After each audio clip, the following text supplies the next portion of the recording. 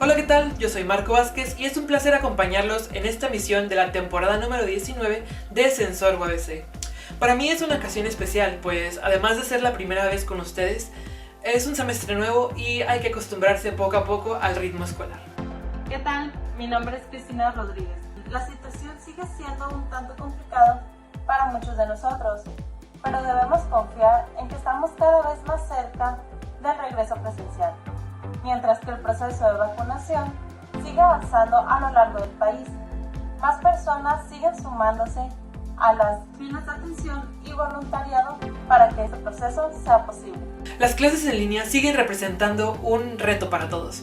Sin embargo, es necesario para cuidar de nuestra salud y estar preparados para el regreso presencial a clases.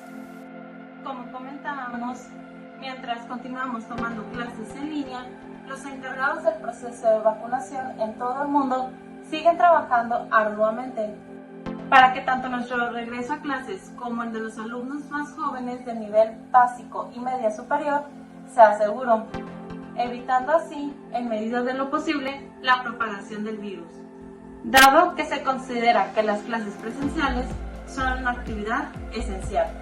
De acuerdo con la página web oficial de la ONU, la Asamblea General declara en diciembre de 2008 que el 19 de agosto sería reconocido como el Día Mundial de la Asistencia Humanitaria en memoria del brutal atentado terrorista del 19 de agosto de 2003 en contra de la sede de las Naciones Unidas de Bagdad, Irak, que se cobra la vida de 22 personas, entre ellas el enviado de la ONU, Sergio Vieira de Mello. Estos últimos 2 años, la conmemoración ha tenido gran relevancia, ya que muchos trabajadores han arriesgado su vida para salvar la de otros. Muchos médicos, enfermeras y voluntariado han sucumbido ante el virus. Es por eso que queremos hablarte un poco más de la ardua labor que llevan a cabo los profesionales de la salud y trabajadores humanitarios de todo el país, para que el regreso a clases, las risas, los abrazos y los reencuentros sean posibles. Ya comienza Sensor UABC.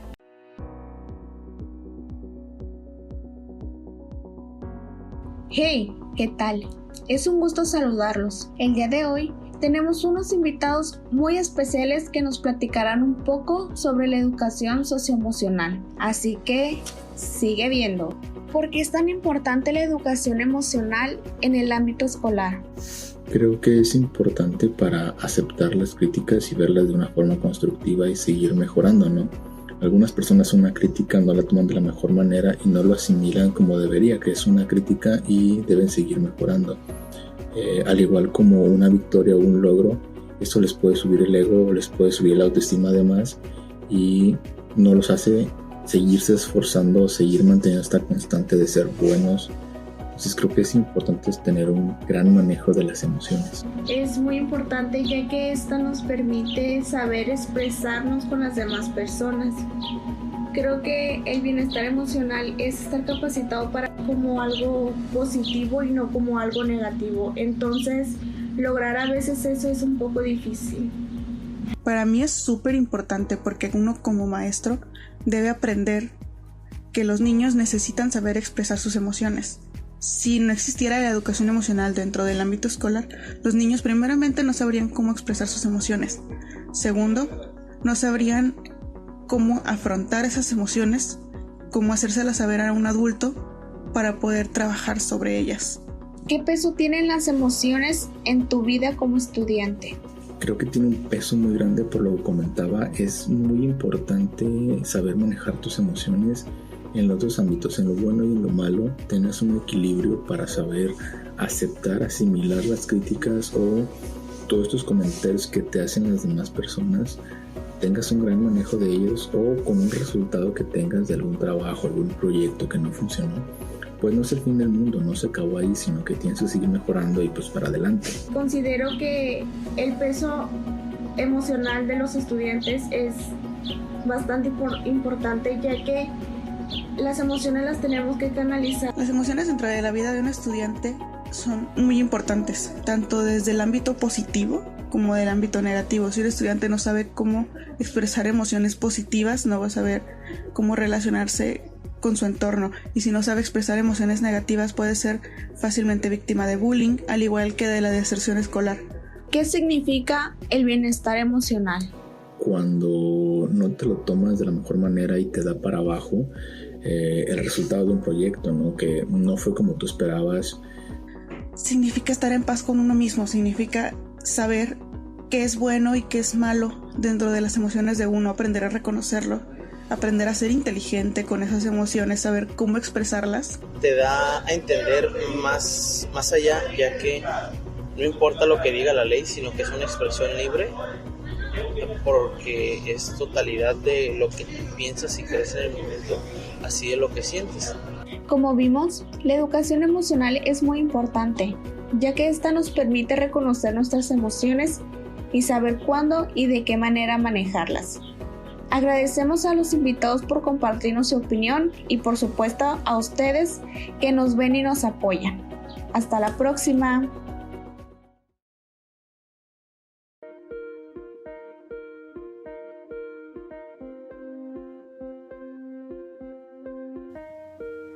Hola amigos de Soy Cimarrón, mi nombre es Mayra Ramírez y hoy voy a presentar a nuestra compañera Priscila Rosas Martínez, estudiante del 7º semestre en Ciencias de la Comunicación en UABC Mexicali. Ella está representando a Baja California tras obtener la selección a la instancia literaria en las Islas Marías. Vamos a verlo. ¿Cuándo nace tu pasión por la escritura? Mi pasión por la escritura creo que viene de mi pasión por los libros. Y esa pasión nace cuando yo estaba en la primaria. Mi mamá me compró un pequeño libro de vampiros. De hecho, el libro se llamaba El Vampiro. Y cuando terminé de leerlo, me acuerdo porque estaba muy cortito, me quedé fascinada por la historia y dije, wow, ¿a poco así se siente leer algo que te gusta? Bien, Priscila. Y hablando de lo que te gusta, ¿cuál es tu género favorito y por qué sería tu género favorito? Mi género favorito, siempre digo que es la ciencia ficción en general, pero también me gusta mucho la fantasía y obviamente la combinación de las dos. Y bueno, ¿por qué? Esa es una buena pregunta. Siempre siento que a mí siempre me ha gustado como la ciencia ficción, esto de los futuros que aún no suceden, o la fantasía de estas realidades que no son, vaya, lo observable, porque siento que en realidad no estamos hablando de ninguna especie de mentiras, son otras realidades y otras dimensiones y otros futuros que a lo mejor no son alcanzables a nosotros todavía, pero no por eso no están ahí. ¿Cuál fue tu proceso? O sea, ¿qué fue lo que tuviste tú que pasar? ¿Qué fue lo que Priscila tuvo que vivir para poder pues ganar esta estancia? Uh-huh. Sí, bueno, en realidad el proceso de selección no fue tan, ¿cómo decirlo?, tan exigente como en otros premios a los que he postulado, cosas así, porque en realidad pedían una propuesta de un proyecto. No piden, como en la mayoría de los casos de las convocatorias, un proyecto ya hecho. Entonces, entre los requerimientos estaba muestras del trabajo, de tu trabajo personal, obviamente, literario, y una descripción, y era enviar esas cosas, ¿no? Las muestras de trabajo y la propuesta, aparte de otros requisitos como la INE y todo eso, ¿no? O la fotografía de uno, los datos, etcétera. Para Priscila, ¿qué significa esa selección? Quizás a futuro. ¿Cómo qué esperas tú de esto? Pues la verdad, a mí me emociona mucho esto de o de ser seleccionada nacional, que había ganado como premios escolares de que no, pues que el concurso de cuento de la escuela, ¿no? O en 2018 gané un concurso estatal de ensayo. Pero esto de repente ser seleccionada nacional, a mí se me hace como que qué emoción, ¿no? Siento que en mi proceso de escritora mexicana, de frontera, chava, es un paso para mí bastante importante, porque voy a convivir con personas, no solo otros seleccionados, sino también talleristas y escritores importantes, escritores y escritoras importantes a nivel nacional. Entonces, para mí, para mi camino como escritora, esto es un checkpoint ¿Cuáles son tus metas a lograr dentro del entorno literario? Esa sí se me hace una pregunta difícil porque no es algo que yo haya pensado muy a fondo. A mí me gusta mucho escribir y mi meta a corto, mediano plazo es poder escribir este libro y a lo mejor uno que sigue o el que sigue de la misma historia, no sé, y a lo mejor que sea publicada por alguna editorial. ¿Qué consejo les podrías dar a aquellas personas que comienzan con esta aventura de la escritura? Sin duda, la escritura es una aventura muy, muy interesante. Entonces, escribir sobre la vida cotidiana es un ejercicio muy, muy sano. Escribamos lo que escribamos. Yo siento que es algo que deberíamos hacer todos y todas. Y ya para aquellas personas que dicen, ¿sabes qué? Yo quiero hacer algo con así. Tengo muchas ideas, quiero hacer algo con ellas. El primer paso siempre es mostrarle a los demás, porque puede sonar bien padre en nuestra cabeza, pero la retroalimentación que recibamos de aquellos que nos rodean es muy, muy importante. Esa prueba de ensayo y error, y puede que haya muchos errores, pero de repente va a haber un ensayo que va a ser bueno. Agradecemos a Priscila por compartirnos su experiencia con la literatura y su gran pasión por la misma. Mi nombre es Mayra Ramírez y esto fue Soy Cimarrón. Te invito a seguirnos sintonizando en Sensor UABC.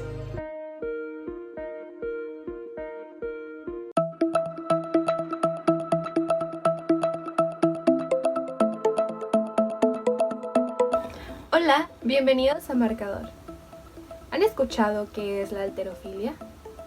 Hoy les contaremos de qué se trata y les presentaremos a un campeón de este deporte.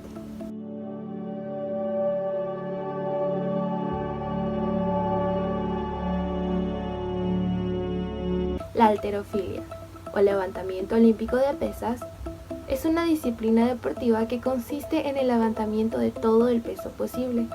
Para esto se utiliza una barra y en las puntas de esta se afianzan unos discos que definen el peso final a levantar.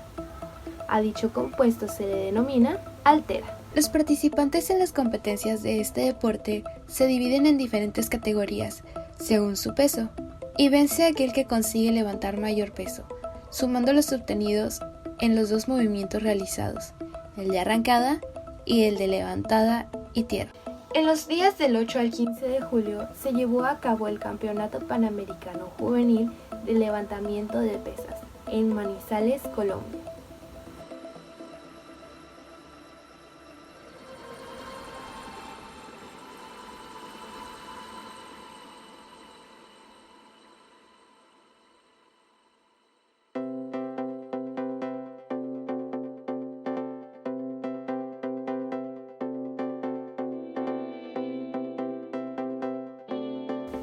En el evento participó Antonio José Gobea Sandoval, quien es alumno de la Facultad de Ingeniería del Campus Mexicali.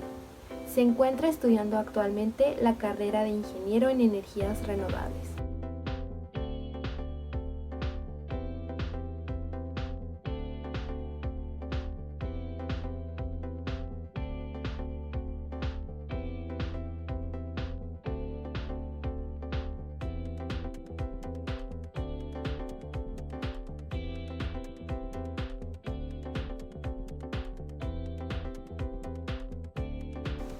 Antonio participó en la categoría sub-20, en los 109 kilogramos, en la cual resultó el acreedor al primer lugar.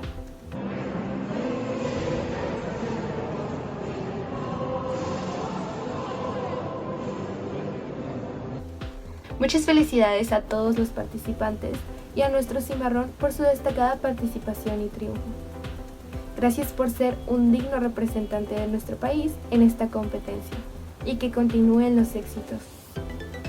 Agradecemos a quienes nos ven por acompañarnos en esta transmisión. Hasta la próxima. El 19 de agosto se conmemora el Día Mundial de la Asistencia Humanitaria, gracias a un decreto establecido por la Organización de las Naciones Unidas, cuyo objetivo es brindar homenaje a los profesionales de la salud y trabajadores humanitarios, que a pesar de todos los obstáculos y de la situación difícil que vivimos, continúan trabajando para millones de personas alrededor del mundo. También se le brinda homenaje a aquellos que fallecieron o fueron asesinados cumpliendo sus labores. ¿Cómo piensas que será el regreso a las aulas? ¿Qué impacto tendrá en nuestra vida? Para conmemorar esta fecha como es debido, principalmente hay que reconocer la labor que realizan los profesionales en la salud para mantenernos sanos y para prepararnos para reingresar a la normalidad que dejamos atrás en el año del 2020. El seguir manteniendo las medidas de protección y distanciamiento adecuadas son de gran ayuda para estos héroes de la salud. Podemos facilitar su labor si contribuimos poniendo nuestro granito de arena. Si todavía no te has vacunado, acude a los centros de vacunación para protegerte a ti y a los que te rodean. Y al llegar, no estaría de más agradecerles personalmente y reconocer la conmemoración en su honor que se lleva a cabo este mes. Ahora lo sabes, es importante ayudar y reconocer la labor que día con día luchan para que podamos recuperar lo que dejamos con el inicio de la pandemia. Si tienes algún vecino o amigo que forma parte del sector de la salud, asegúrate de hacerle saber que su trabajo es importante y apreciado. Tú cállate, Mariano, tú no sabes inglés. Es que siempre crees que es mi culpa, Alejandra. Es que si es tu culpa, o sea, te la pasas con tus amigos, pareciera que ellos son tu novia. Por lo menos ellos no molestan. Oye, Nadia, ¿me ayudas con mi tarea? ¿Que no aprendes nada en la escuela?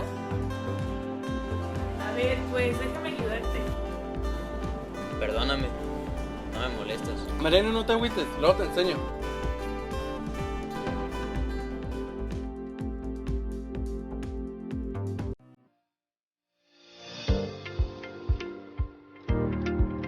Hola, ¿qué tal? Mi nombre es Jordan. Bienvenidos a Ilumina.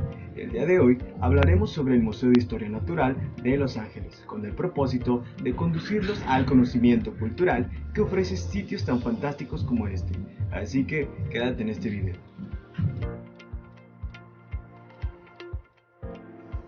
El Museo de Historia Natural del Condado de Los Ángeles es el mayor museo del oeste de los Estados Unidos. En 1961, el museo fue dividido en el Museo de Ciencia e Historia del Condado y en el Museo de Arte del Condado de Los Ángeles.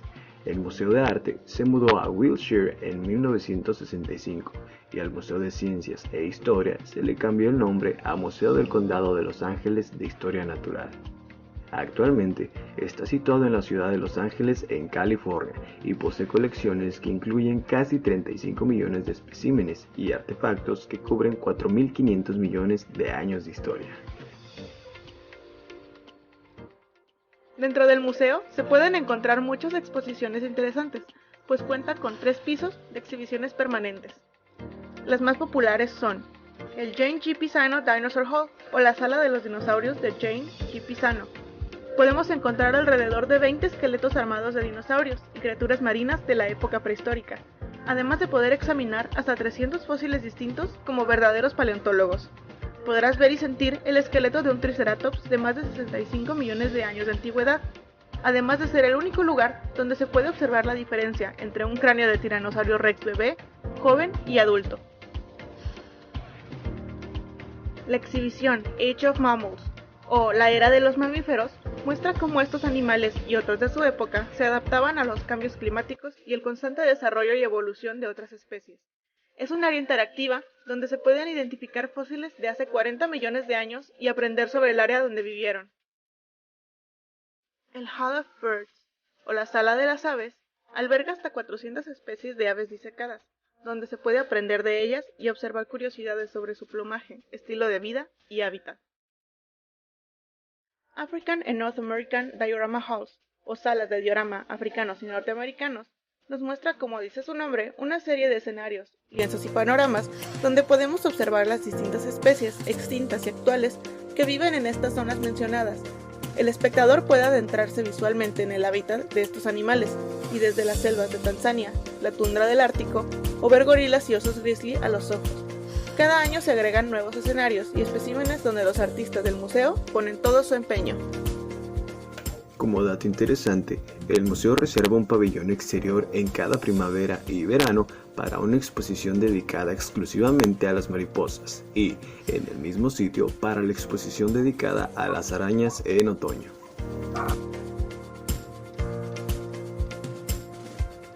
Es importante considerar el aporte que conlleva la visita de un museo, pues la principal función que se ofrece es situar a los visitantes dentro de su mundo para que tomen conciencia de su problemática como individuos de una sociedad.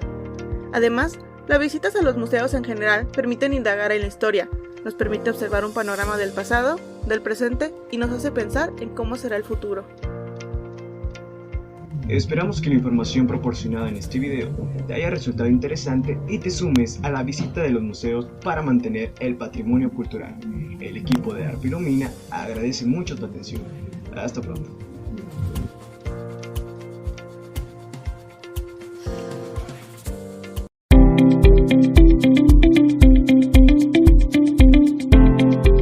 Bienvenidos a Videografía. En esta ocasión tenemos como invitado al maestro Víctor Soto Ferrell para hablarnos un poco sobre su experiencia y opinión en el cine. Acompáñenos. Mi nombre es Víctor Manuel Soto Ferrell y he tenido el privilegio de coordinar las actividades del Cineclub de la universidad por más de 40 años.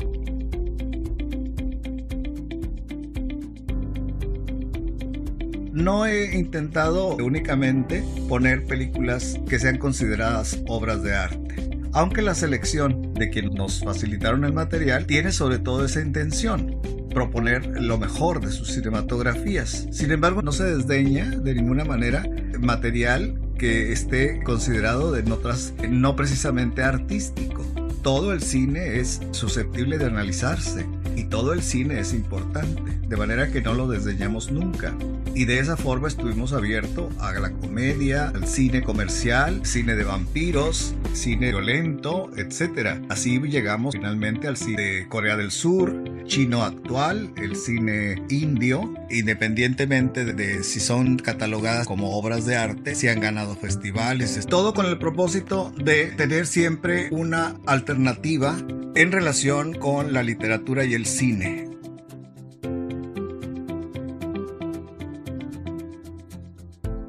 No he tratado de imponer un gusto personal, sino de hacerlo lo más abierto posible. Hay películas que definitivamente recurrí cada cierto tiempo a ponerlas. Por ejemplo, El Ángel Azul, del acorazado Potemkin y desde luego El Ciudadano Kane.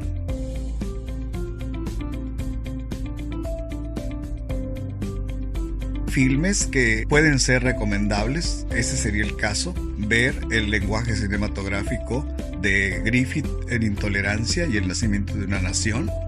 Es sobre todo muy recomendable El Gran Asalto y El Robo del Tren, que es de los primeros, 1903. Podríamos pensar en películas mexicanas que también están en ese tenor. Todo el cine de la época de oro definitivamente sigue teniendo una audiencia importantísima y pretende sobre todo mostrar a las nuevas generaciones lo que se ha hecho antes. Ya no podemos dejar que es el gusto por el cine, con una selección, con un tipo de materias y con la promoción de generaciones de estudiantes que se interesen por el cine y por hacer cine. De ahí que tengamos los rally, tengamos el Festival de Análisis Cinematográfico y tengamos alternativas, no solo ser espectadores, sino ser actores de este proceso. Se considere que es una materia necesaria. Ya a estas alturas no hay una sola carrera que no tenga la necesidad del cine como estrategias de didáctica y de tener un desarrollo cultural, una propuesta estética, histórica, documental, analítica y finalmente de apreciación, de la forma más sencilla. Muchas gracias a nuestro grandioso invitado y a ustedes por vernos. Yo soy Adriana Paez y nos vemos hasta la próxima. En su estancia académica en la Facultad de Humanidades y Ciencias Sociales, el periodista e investigador Santiago Tejedor nos habla sobre el reto que representa Tijuana para un periodista de viaje, además de su impresión de la ciudad vista desde un lente periodístico. Mi decisión de viajar a Tijuana y realizar este intercambio en esta universidad responde sobre todo el hecho de que Tijuana es una ciudad con una gran cantidad de interrogantes o desafíos periodísticos. Es un punto de paso y creo que como alguien interesado en la búsqueda y en el relato de historias, pues aquí podía encontrar un territorio muy fértil en esa dirección.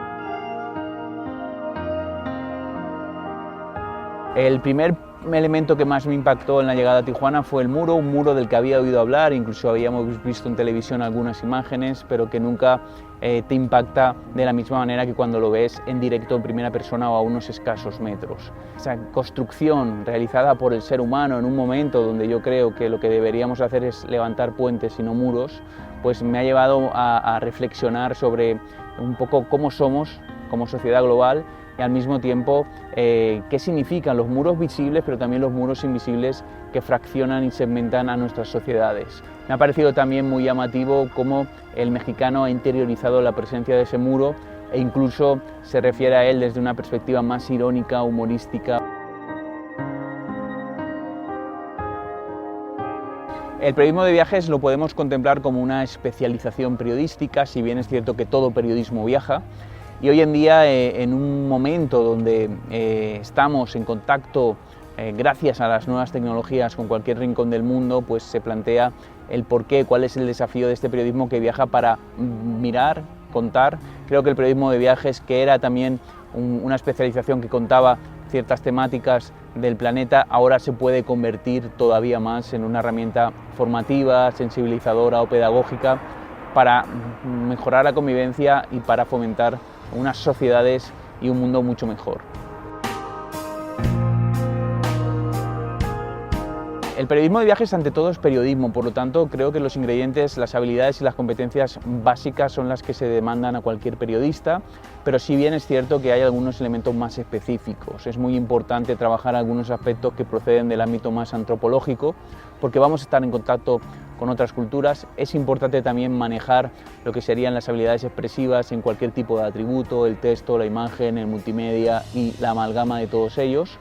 Y luego creo que es decisivo pues trabajar todavía más, porque siempre en el periodismo es muy importante la habilidad de esa escucha activa y sobre todo educar y cultivar una mirada mucho más selectiva, capaz de detectar dónde hay una buena historia y recuperarla para contarla a los demás. A los estudiantes de esta universidad les diría que si les gusta el periodismo, les gustan los viajes, no es necesario irse muy lejos para encontrar buenas historias, las pueden encontrar aquí cerca, en la misma ciudad de Tijuana, donde confluyen personas de muchos países intentando cruzar un muro que se constituye como una gran muralla, como un gran obstáculo, como un gran desafío y que nos puede servir como excusa para contar historias que sirvan, que ilustren y sobre todo que sean de interés. Creo que aquí están pasando temas que afectan a la globalidad y por tanto es una gran oportunidad para ir, lo que decíamos antes, para mirar y para contar buenas historias. Muchas gracias por sintonizarnos el día de hoy y esperamos que los temas hayan sido de tu agrado y te esperamos en la siguiente semana con más contenido. No olvides que puedes sintonizarnos todos los domingos a partir de la 1:30 de la tarde por Síntesis TV. Además, si te perdiste un estreno, los miércoles hay repetición a partir de las 10 de la mañana, por el mismo canal. También te recordamos que puedes seguirnos a través de nuestras redes sociales para encontrar más contenido especial sobre los próximos episodios de la temporada. Asimismo, como más información de nuestra universidad. Nos encontramos como Sensor UABC en Instagram y Facebook.